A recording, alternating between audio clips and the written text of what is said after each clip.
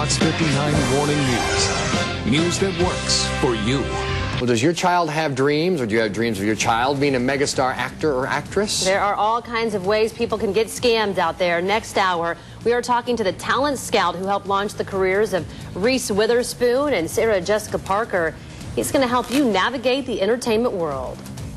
Thank you very much. Appreciate that. Look at that. Reese Witherspoon. Think your child is the next Reese? Maybe Justin, Brittany. Think they'll walk down the red carpet like Sara Jessica Parker? Maybe like Reese Witherspoon, win an Oscar? Well, our next guest discovered Sara, and actually you coached Sara, right? Coached Sara, yeah. Coached Sara. Discovered Reese. He's a talent coach, educator, speaker, and author.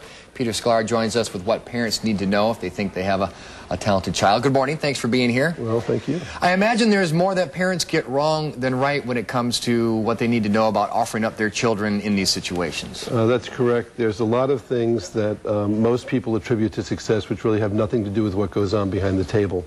Looks, talent, training, all these things are important, but I call them air. They're absolutely essential, but everybody's got them. Okay.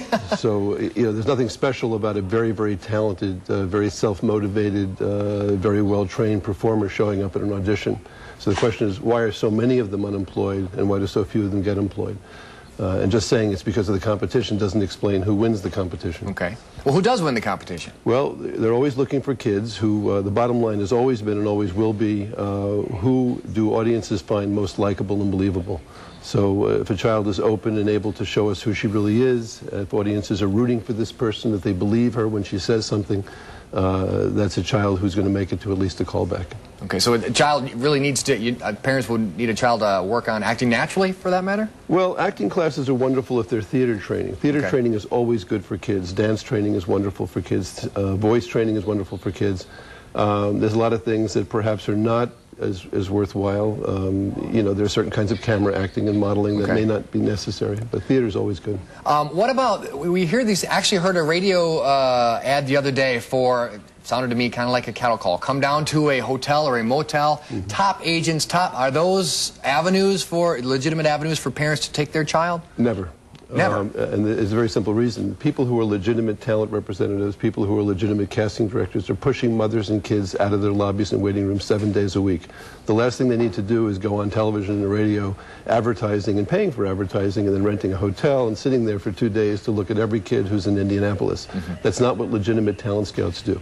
Okay, we always hear the story of someone who was walking in a mall shopping, sitting having an ice cream cone, and suddenly, boom, points, I'm going to make you a star. How legitimate is that as an option? That would never happen, especially these days. Again, it's the same thing. Talent representatives do not need to stroll around malls looking for talent. They're being besieged 7 days a week by headshots and kids and mothers.